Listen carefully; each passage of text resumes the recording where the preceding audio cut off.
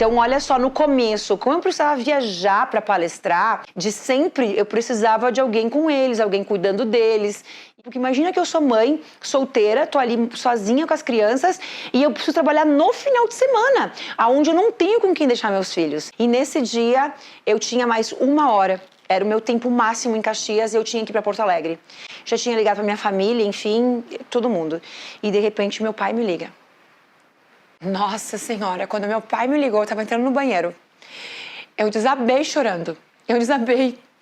Eu falava, pai, eu não tenho com quem deixar eles. Eu tenho que embarcar. Eu tenho que ir. Nossa Senhora, assim, eu me lembro que o pai falou. E eu não pedia pra minha família sempre. Era meu último. Mas eu lembro que eu já tava tão apavorada, que só vi o nome do meu pai. Eu já tava chorando, assim, aos prantos, porque o meu tempo tava acabando, E era uma corrida contra o tempo e sem saber. Eu tinha que embarcar e eu tinha que ter alguém pra ficar com eles. Eu sei que quando eu falei com meu pai, quando eu disse alô, que meu pai falou, eu vou buscar as crianças depois da aula, meu pai não me ouvia falar. Ele não me ouvia porque eu tava aos prantos. Sabe aquela coisa assim, chega disso. Chega, eu não quero viver assim, eu não quero viver com essa tensão, eu não aguento mais.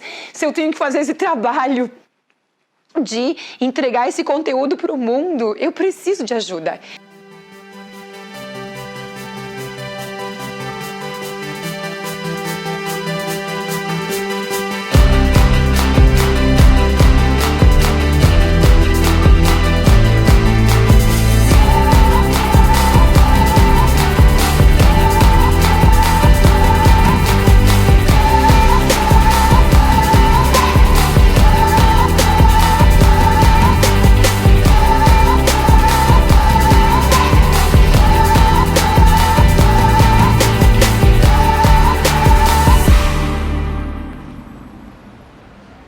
Só que eu não tinha ajuda de ninguém. Eu estava ali sozinho o tempo todo.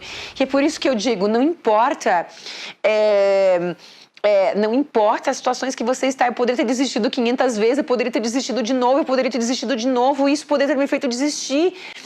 E eu o tempo todo indo. Por quê? Porque naquele momento que eu desabava, o universo me entregava assim. Eu saía daquele banheiro e eu pegava o meu celular e tinha 500 depoimentos. E foi assim que o universo foi me guiando. Toda vez que eu caía, toda vez que eu desistia e eu tentava me matar. Quando eu saía daquele surto psicótico ali, que eu vi que eu não consegui me matar, que droga, eu não consegui me matar, eu tô viva. Eu ia pro meu celular e tinha muita mensagem. As mensagens eram: eu não me matei por tua causa. E aí eu brigava com Deus. Eu ia na janela e eu falava: eu tô aqui tentando me matar. E essas pessoas estão dizendo que não estão se matando por minha causa. Qual é a minha missão de vida? Tipo, gritando. Porque eu não entendia. Eu não entendia por que tanta dor. Eu não entendia pra onde eu tava indo. Eu não entendia isso tudo que eu tô vivendo hoje. Eu só dizia: o que você quer com isso? Eu brigava muito com Deus. E às vezes a Jaque entrava, vamos supor que ela veio na minha casa e ela me viu daquele jeito. Ela presenciou muitas vezes. Eu dizia: olha. E ela lia aquela mensagem.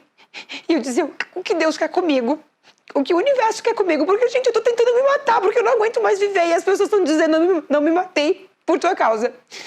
É como se Deus estivesse me dizendo: calma, espera mais um pouco. Você não aprendeu tudo? Você não aprendeu tudo, você está estudando, nós estamos te ensinando tudo, Eu sei que está doendo, minha filha, mas nós estamos te preparando para algo muito grande, você vai ajudar as pessoas. E hoje eu vejo o que era tudo isso grande, porque ao mesmo tempo que eu estava ajudando as pessoas não estavam se matando por minha causa. As pessoas estavam me atacando lá fora. Eu era a charlatã, eu era a louca, eu era a pirada, eu era a maluca, eu estava enganando as pessoas e eu não conseguia lidar com isso. Só que toda vez que eu dizia: chega, eu não quero mais isso, eu quero ficar no meu consultório quietinha, eu não quero essa exposição, eu não quero ser famosa, eu não quero que as pessoas saibam quem eu sou. Eu só queria fazer meu trabalho sem mostrar meu rosto. E eu pensei nisso muitas vezes. Como que eu posso levar esse conhecimento lá fora sem com que a Elaine exista? Eu quero ter vida. E eu sentia que era tão era tão dolorido, as pessoas me ofendendo e minha filha lendo aquilo, eu não sabia lidar com isso. Toda essa parte da dificuldade dela aí, chegou uma época que eu também estava com dificuldade na minha empresa, dificuldades financeiras, muita dificuldade financeira. Nós não estávamos recebendo nossos clientes, nós tínhamos muitas contas para pagar. E na época ela veio me pedir uma ajuda. Ela veio me pedir uma ajuda porque ela não estava conseguindo dar volta, ela tinha condomínio para pagar, ela estava com aluguel atrasado, ela estava com 3, 4, 5 meses da escola dos filhos atrasados. Ela não tinha o que comer. Condomínio, ela estava para ser despejada porque ela morava dentro do escritório dela. Como ela não tinha condições de pagar 2 aluguel, ela tinha o que ela pensou? Eu preciso viver, eu preciso de um local para trabalhar. Então ela tinha um local de trabalhar e ela dividiu o local de trabalho dela. Ela foi morar num condomínio profissional, aonde que não era um residencial, não poderia ter morador lá dentro. E ela fez um apartamento dentro do escritório, fez entre aspas, um kitnet dentro do escritório, aonde que ela morava com os filhos dela e ela trabalhava. Eu lembro do meu quarto, era bem do ladinho do quarto da mãe, que tinha empresa também junto. Eu lembro da dificuldade da mãe. Eu lembro de uma foto que eu, a Lala e a mãe, a gente tava lá no meu avô. E a mãe, ela tava estudando, assim, ó, lendo um livro. Daí eu e a Lala pintando as unhas dela. E ela vendo o livro lá do Hélio Couto. Do Hélio Couto. Então foi assim, eu fui recebendo uma aprovação, eu digo um carimbo. Toda vez que eu desisti, naquele mesmo momento, sempre foi, nas 5 vezes, eu digo, Deus falou comigo, através do depoimento das pessoas. Sempre, sempre, desde quando eu era pequenininha, lá atrás, no começo, que nem estava na internet, sempre recebi muito depoimento sobre o meu trabalho, sempre foi muito transformador, sempre veio muito, e tanto que isso foi muito difícil para mim quando eu fali. Foi muito difícil, porque eu não podia mostrar que eu fali, tanto que ninguém sabia. Por quê? Porque lá fora eu era admirada, eu era respeitada, eu era Fortaleza, eu era Elaine Ourives, eu era alguém que as pessoas admiravam.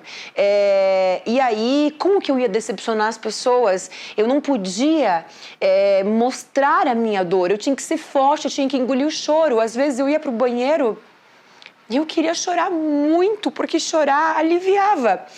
Eu colocava a toalha na boca e eu chorava de gritar, porque eu queria tirar aquilo para fora. Então nós tentava proteger ela, proteger disso, proteger das outras pessoas, que se não desse certo, todo mundo iria cobrar dela. E uma das pessoas que eu tenho que citar aqui e agradecer muito essa pessoa por ter acreditado nela e não ter abandonado ela em nenhum momento, porque como eu disse, eu tenho que te dizer que assim, nós desacreditamos nela, nós não acreditamos e praticamente nós abandonamos elas. E a Jaque não abandonou. A Jaque esteve do lado dela em todos os momentos. Quando a Elaine não tinha mais crédito em lugar nenhum, não tinha crédito nem no mercadinho da esquina que ela já devia, a Jaque ia lá e botava o nome dela para a Elaine comprar. Quando a Elaine não tinha mais conta em banco nenhuma, que ela já devia, já estava no cheque especial, no Banco Central, que ela não tinha mais aonde buscar recurso, a Jaque foi lá, abriu uma conta e deu um talão de cheque para a Elaine. Eu te faço uma pergunta. Tu daria um talão de cheque para uma pessoa que deve 1 milhão para um banco? Você daria? Ninguém daria, né? Ninguém daria. Teu pai não te daria um talão de cheque. ela deu. Ela deu muito mais do que isso. Ela deu o tempo dela. Ela deu a vida dela. Ela deu todo o esforço dela. Ela não abandonou a minha irmã. Eu estava sempre ali. Eu trabalhava ali, estava sempre ali, tanto pelo Arthur queria que a Dinda ficasse com ele, então eu sempre estava ali. E a Elaine sempre foi. A Elaine não tem família aqui em Caxias, a família dela é de Bento, né? E também ela não gostava muito de contar as coisas, até para mim, ela não falava das suas maiores dores, né? Ela ficava guardando aquilo, ela nunca foi muito de expor a fraquezas. Ela sempre se mostrou uma pessoa impenetrável, né? Como se tudo sempre estivesse bem. Ela se arrumava, ela ficava maravilhosa, tanto que eu duvido que se ela não tivesse contado isso, as pessoas que conheciam ela, embora ela não tenha, ela nunca foi uma pessoa de muitos relacionamentos aqui em Caxias, né? Mas eu duvido que as pessoas soubessem que ela tinha caído, porque ela sempre se manteve mostrando uma aparência externa de estabilidade, mas internamente não era assim. E eu sabia disso porque eu vi muitas vezes, quando a empresa era do lado da casa dela, né? Eu entrava, tinha acesso ali sempre, e ela estava chorando, ela estava desesperada, ela às vezes desabafava algumas coisas. Então, eu nem... Quando ela começou a contar essas coisas que eu fiz, para mim nunca foi uma coisa, eu preciso fazer isso, sabe? Sempre foi instintivo, é minha família, nós somos uma, eu jamais conseguiria ver ela passando por alguma necessidade que eu pudesse. Eu não tinha dinheiro, mas eu tinha cartão, ela não tinha, então eu comprava. Tudo que eu aprendi eu fazia em mim. Tudo. Tanto que a técnica Hertz, ela foi criada dessa forma, porque eu sabia todas essas técnicas. E como eu tinha que acelerar a minha cura para curar o meu filho, eu criei um protocolo diário. Esse protocolo tem no Holococriação. E esse protocolo diário, no começo, demorava muito para fazer. E eu comecei a criar uma forma de fazer ele todo junto. E ele foi sendo aperfeiçoado ao longo dos dias. E de repente, eu tinha uma técnica. E aí, como a primeira vez que eu consegui fazer ela inteira, ela foi tão curativa que eu levantei, eu tinha a sensação de que eu estava num novo mundo, era tudo diferente. Só que eu estava diferente. E eu atendia como terapeuta. Aí naquele dia eu tinha um atendimento. Eu ensinei a técnica para o meu paciente, o meu cliente, mas não falei que a técnica era minha. E o cliente voltou, meu Deus, porque isso eu não sei o quê? E eu acho que tem algo aqui. E continuei ensinando para todos os meus atendimentos. Eu fazia, meu atendimento era com a técnica Hertz. E aí eu comecei a perceber que era algo muito grandioso, mas eu nunca tive coragem de falar que era meu, porque eu achava que se eles soubessem que eu tinha criado, eles não iriam fazer. Então eu tinha essa crença. E aí depois, numa palestra, como a técnica Hertz acabou ficando... porque daí, como é que ela foi para palestra, para online? Porque uma paciente, um cliente que passou por mim em terapia, me convidou. Foi tão transformadora a técnica para essa pessoa que ela me convidou para dar palestra num estado para fazer técnica Hertz na palestra. E aí que ela foi parar na palestra. Quando eu fiz a técnica com a palestra, na palestra, as semanas seguintes, meu Deus, chuva de depoimento. Chuva de depoimento. Então eu comecei a fazer em todas as palestras. E o processo dela nas palestras foi algo assim monstruoso de transformação. Eu fui entendendo que a minha sombra, que o que aconteceu com o meu rosto, foi também o que me tornou a Elaine que eu sou. Porque eu tive que buscar tudo isso. Eu tive a minha maior lição. E se não fosse com algo que fosse tão importante para mim como a minha vaidade, não teria me pegado. Porque a nossa cura sempre vai entrar pela nossa sombra, pelo nosso ponto fraco. É o teu rosto, porque você precisa do rosto. É tua idade, porque você se acha velha, sempre vai ser aquilo que você considera a tua crença limitante. Então eu, de uma certa forma, sempre fui vaidosa, sempre amei o meu sorriso e de repente é ali que acontece a minha maior cura, porque a técnica Hertz foi criada por causa disso. Porque o que eu precisava trabalhar? A aceitação. E o que são os comandos? Quando eu choro muito na técnica, eu estou perdoando aquela Elaine, eu estou amando aquela Elaine, eu me amo, eu me amo. E eu vejo o meu rosto lindo, eu me vejo linda, eu me aceito. Eu me aceito como eu sou, eu aceito a minha história, eu aceito o que aconteceu comigo, eu aceito minha vida, eu me aceito. E eu me perdoo. Eu me perdoo por ter me machucado, por ter me agredido, por ter me odiado, por ter me mutilado. Eu me perdoo. 2015 foi a época onde a gente começou. Ela começou com o primeiro treinamento, que foi o Power Mind, né, online.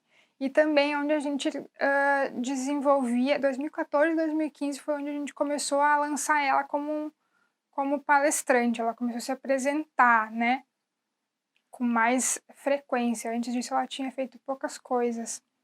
Então a gente viajava muito, nós duas.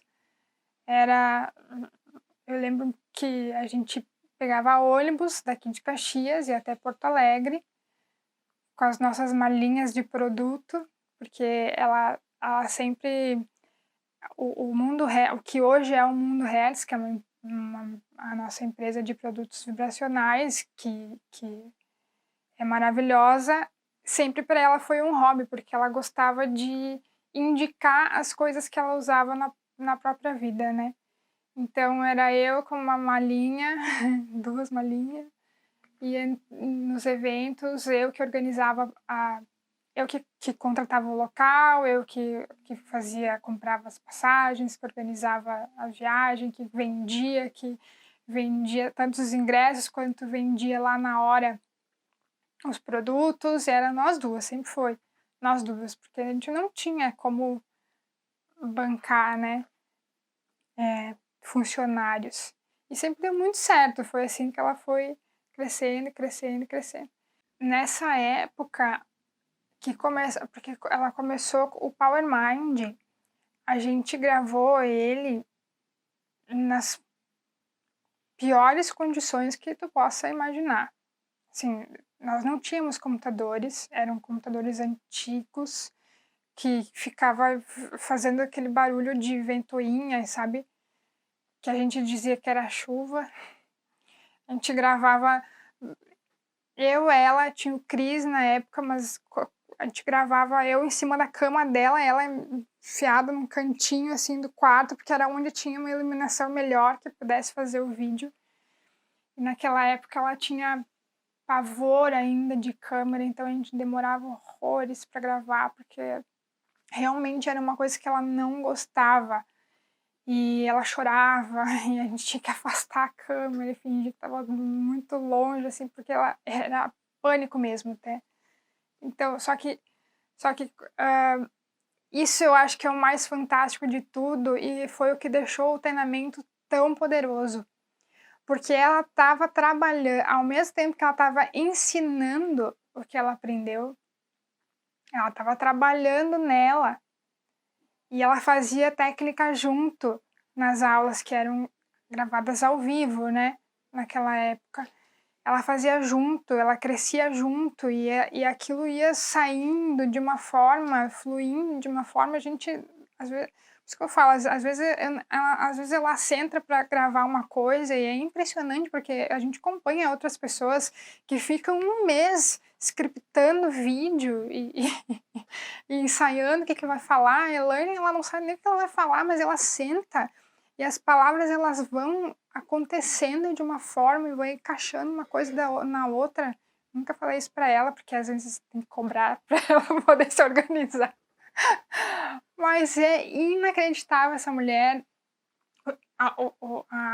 o dom que ela tem da fala, de receber as coisas, de passar a informação e de fazer a diferença na vida das pessoas de forma natural.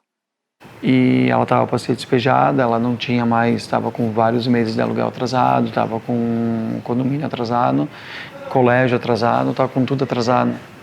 Ela não estava mais dando conta e ela veio me pedir ajuda.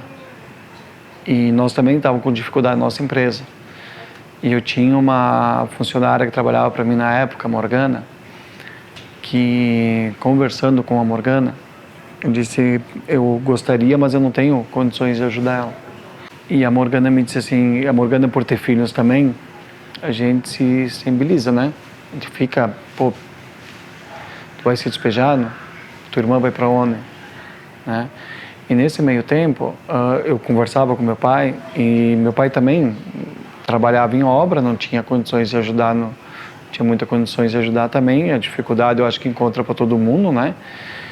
E nós conversávamos, a gente dizia, mas por que ela não para com tudo isso? Por que ela não esquece esse sonho de querer ser alguém, se destacar, de ser a Elaine que ela é hoje? Porque isso ela sempre dizia, mesmo em todos os momentos de dificuldade dela, ela sempre dizia para nós, eu vou ser rica, eu vou ser milionária, eu vou retribuir tudo o que vocês estão fazendo por mim. Vocês não acreditam em mim. E nós não acreditávamos nela. Eu não acreditei nela. Eu me matava de trabalhar para cobrir o cheque especial. Até que um dia me toquei, eu fiz um cálculo e falei... Porque todo o dinheiro que entrava ficava com o banco. Todo o dinheiro que entrava ficava com o banco. E de repente eu fiz um cálculo e pensei, meu Deus, eu dei um apartamento pro banco nos últimos meses, últimos 3, 4 meses. Eu nunca vou sair disso. Porque eu tinha dado um apartamento pro banco e eu já estava devendo mais um apartamento pro banco. Eu entendi que era algo... porque eu não fazia esse cálculo, eu não queria fazer esse cálculo, eu só queria tapar o buraco. E imagina, eu não podia dever para ninguém, era algo muito errado, era uma questão de vida ou morte. Então eu deixei de pagar o banco e aí isso piorou a situação. Por quê? Porque até ali eu tinha cheque, eu tinha cartão e tu tá simplesmente virando aquela bola de neve, negociando. A partir desse momento não, eles me tiraram um cheque, me tiraram um cartão e eu passei a ser uma criminosa. Era assim que eu me sentia. Por quê? Porque mesmo as lojas que eu nunca devia um centavo, ninguém me vendia. Eu era uma criminosa. Ou seja, eu estou no Banco Central, eu estou no Serasa. Eu não tinha cartão, não tinha cheque, não tinha dinheiro e o pior de tudo, eu não tinha nome. Então eu era o quê? Né? Sendo que isso é uma questão moral e ética para os meus valores. Então, nossa, isso me levou ao suicídio. Não foi o que determinou, porque muitas coisas aconteceram, eu nem saberia dizer o que foi, né? Claro que são muitas coisas, nunca é uma coisa. O teu desequilíbrio, a tua desestrutura, ela vai desestruturar, ela vai provocar o caos em todos os pilares da tua vida quando chega nessa desordem total que era a minha vida. Então a minha mente naquele momento, com a consciência que eu tinha, ela encontrava uma única solução para resolver isso tudo. Era a morte, não existia outra. Eu tinha muito medo de morrer. Não era medo de morrer, porque eu queria morrer. Eu tinha medo de morrer e ninguém encontrar as crianças.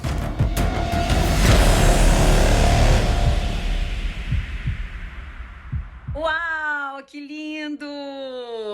Demais, né, gente? Olha como hoje eu estou. Então, quero convidar você para permanecer aqui no canal, para você assistir a estreia do Código do Novo Humano na fase de desconstrução mental, que começa daqui a pouquinho. Então não sai daqui, continua para você participar então da semana de limpeza mental, de preparação da tua mente, da tua frequência, da tua vibração para tudo que vai acontecer sábado entre 10 da manhã e 5 da tarde. Código do Novo Humano, nossa edição especial Frequência Blindada. Então, não sai, não sai. Continua aqui que vai ser lindo hoje, vai ser maravilhoso. Estou te aguardando, te vejo lá. Beijo de luz!